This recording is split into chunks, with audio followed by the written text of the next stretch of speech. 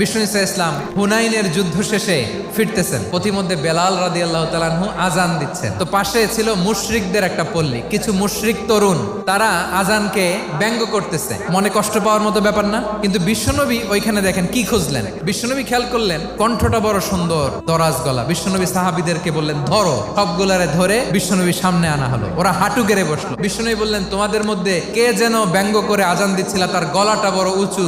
আবু মাহজুরা বলে আমার বন্ধুরা সবাই আমার দিকে আঙ্গুল দেখায়। আবু মাহজুরার মাথায় হাত দিয়ে বললেন এবার আজান দাও দেখি। আবু মাহজুরা বলে আমি তো আজান দিতে জানি না। বিশ্বনবী বললেন তাহলে আসো আমি তোমারে শিখাই দেই। বিশ্বনবী একটা বাক্য পরে, আবু মাহজুরা পরে, বিশ্বনবী পরে, আবু মাহজুরা পরে। আবু মাহজুরা বলে এক একটা বাক্য পড়ি আমার কলিজাটা গলে ঠান্ডা হয়ে যায়। বিশ্বনবীর সাথে দাঁড়িয়ে উনি শাহাদা পড়ে মুসলমান হয়ে গেলেন। বিষ্ণু ইসা ইসলাম বললেন যাও আবু মাহজুরা, আমি তোমাকে পৃথিবীর শ্রেষ্ঠতম মসজিদ মক্কার মসজিদুল হারামের মুয়াজ্জিন হিসেবে অ্যাপয়েন্ট করে দিলাম।